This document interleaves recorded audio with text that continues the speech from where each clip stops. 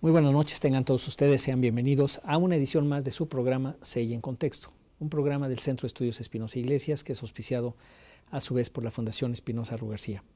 Bueno, en esta ocasión pues vamos a platicar sobre el presupuesto federal del 2017 y sus implicaciones económicas, macroeconómicas que tiene, que son importantes, y bueno, para eso tenemos la presencia de dos especialistas que nos acompañan.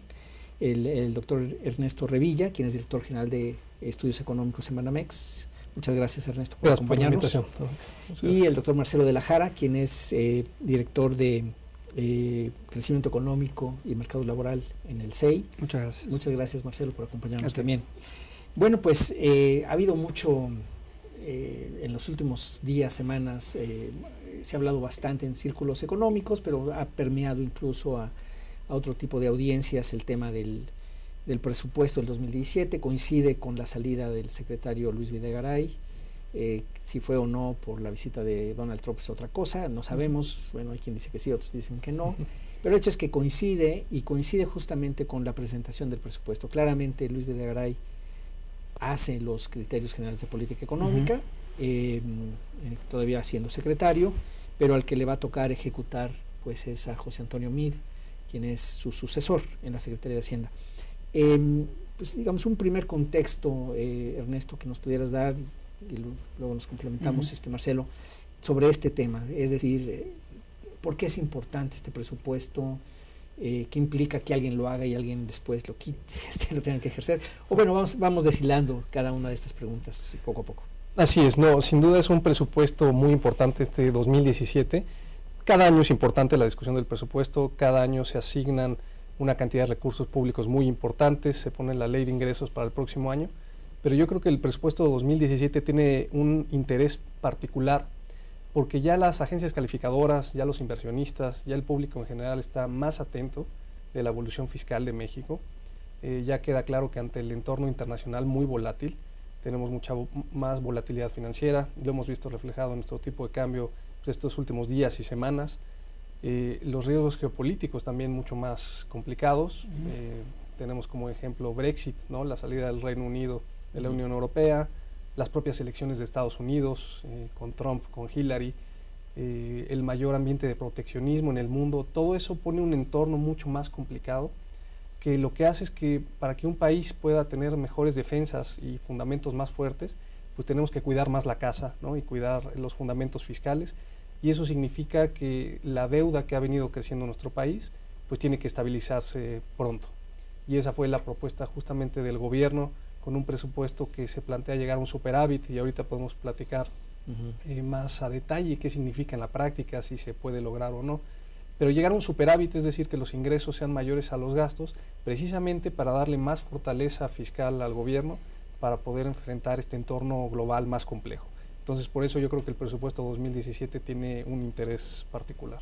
Marcelo, ¿tú cómo ves? Sí, coincido con Ernesto sobre la importancia de la estabilidad macro. México a lo largo de las últimas 2 décadas se ha ganado un lugar, creo, bastante bien merecido en términos de ser un país que busca esa, en particular en el contexto latinoamericano, que busca la estabilidad macro, y mantenerse en esa dirección creo que es lo correcto. Una cosa que nos preocupa principalmente en el CEI tiene que ver con, y lo hemos venido diciendo a lo largo del año, es el poco margen de acción que le queda en este caso al gobierno para implementar políticas que podrían ser políticas sociales en algunos casos. Alguna vez hablamos sobre el problema de recortarle algunos presupuestos que van, por ejemplo, gasto a la niñez o gasto en salud.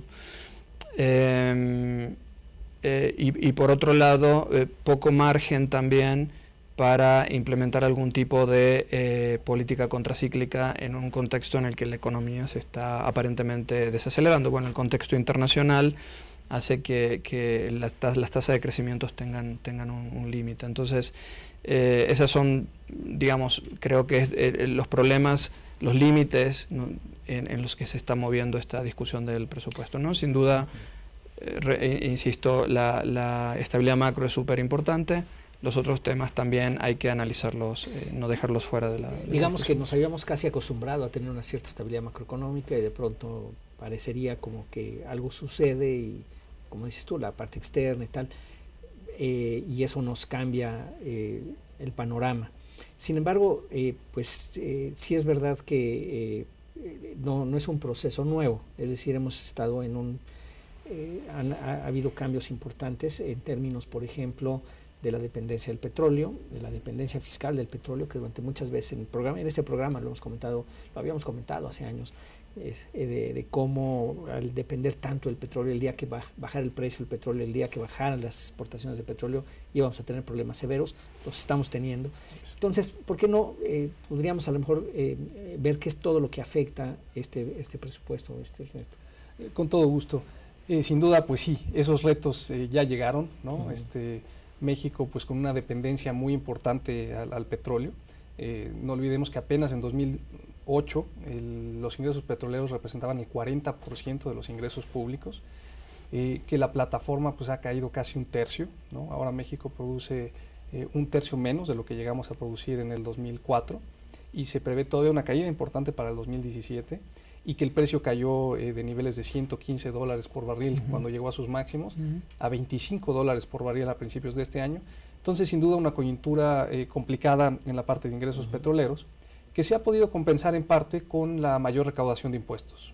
Todos aquí nos acordamos de la reforma fiscal en 2013, que ha sido muy comentada, criticada en algunos aspectos, pero que no hubo duda que incrementó los ingresos por impuestos, los ingresos tributarios, y logró compensar esa caída de los ingresos petroleros. Aún así, pues es cierto, México tenía esta historia muy larga de estabilidad macroeconómica, particularmente fiscal, digamos desde 1995.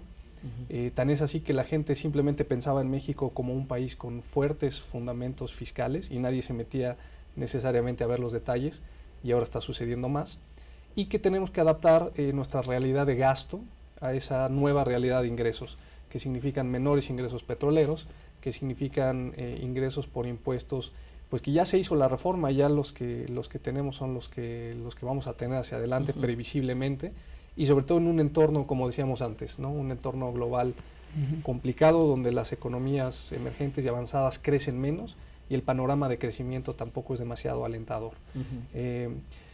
Ante esta coyuntura, simplemente para terminar esta breve perspectiva macro del presupuesto, pues se pueden incrementar los ingresos y se debe reducir el gasto. La parte de incrementar los ingresos ya no estaba disponible para este gobierno, sobre todo cuando se firmó ese acuerdo de certidumbre tributaria, en donde el gobierno se comprometió a no establecer nuevos impuestos. Entonces queda una sola salida, que es la reducción y el ajuste del gasto, y ahí es donde hay muchos detalles que hay que ver, donde está el gobierno proponiendo recortar y que el Congreso ahorita tiene la responsabilidad justamente pues de aprobar este presupuesto. Marcelo, ahí parecería como que el destino nos alcanzó, digamos, en términos del petróleo, algo que se veía que iba a suceder, pero hacíamos guajes todo lo que podíamos. Bueno, el gobierno se hacía guaje y también los mexicanos, ¿no? No lo queríamos ver. No es el único tema que nos está alcanzando. Los pasivos laborales, por ejemplo, ¿no? El mercado laboral también es otro futuro que ya nos llegó, digamos, en términos del tamaño de los pasivos laborales. Así es. Si uno ve los detalles del presupuesto para el próximo año, el valor en el que están subiendo los pagos de las pensiones en distintos ámbitos del gobierno, en los distintos ramos donde se pagan pensiones, estos están subiendo a un ritmo mucho mayor que el PIB, ¿no? Entonces se está volviendo, esa parte del gasto se está volviendo mucho más fuerte en relación a las otras, y la tendencia es preocupante, digamos. Los aumentos rondan alrededor del 5% cuando el PIB está aumentando a la mitad de ese ritmo, ¿no? Entonces, lo que vemos es que dentro del gasto, la composición que va a pensiones y a otros rubros que se llaman no programables o que son al fin y al cabo contingentes, esos están aumentando su participación en el gasto. Y eso nos lleva a preocuparnos en el sentido de que hacia adelante no podemos seguir con la misma política de pensiones, con la misma con esta dualidad que hay en el sistema de pensiones contributivas por un lado y programas sociales por el otro para atender problemas de adultos mayores o de salud en la población que no está, digamos, cubierta por el seguro social, ¿verdad? Entonces, este presupuesto es particularmente claro en mostrar esos problemas, en el sentido de que se está ajustando el gasto operativo del gobierno, o sea, le quita posibilidad de movimiento al gobierno, mientras que hay otros gastos que tienen una inercia importante. ¿Qué otro, sin duda, entonces hay más elementos, además de la caída del precio del petróleo en esto? Como dices tú, bueno, pensiones, salud sería otro, es decir, ¿en dónde nos está alcanzando el destino, por decir? Exacto. O sea, ¿qué tipo de pasivos históricos traemos que ahorita estemos ya llegando al punto, pues digamos, de quiebre, ¿no? ¿Cómo verías tú? Yo creo que hay varios frentes. Y quizá vale la pena hacer un paso atrás, porque este presupuesto, mucha de la discusión pública y en la prensa es de recortes de gasto, ¿no?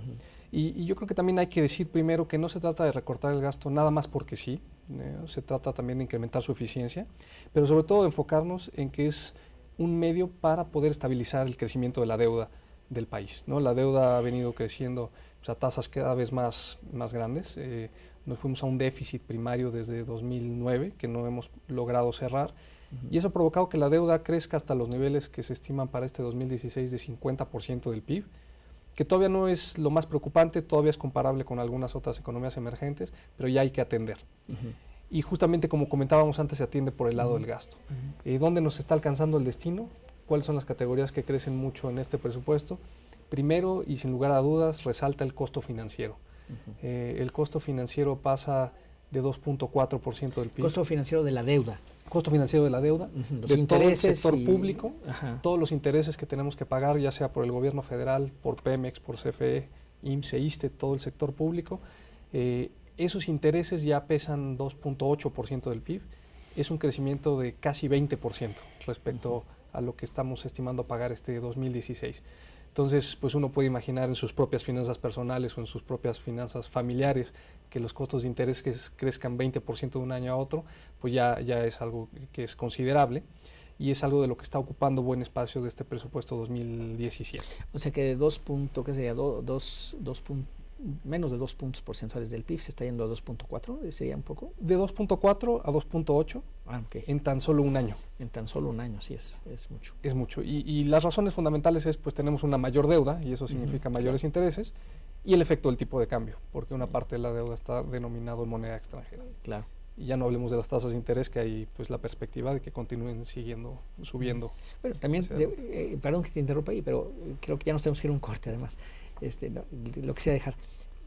Vale la pena mencionar que en los años anteriores hemos venido gozando, entre comillas, de tasas de interés muy bajas que nos habían dado chance de aumentar otro tipo de gastos, y que ahorita ya siempre no.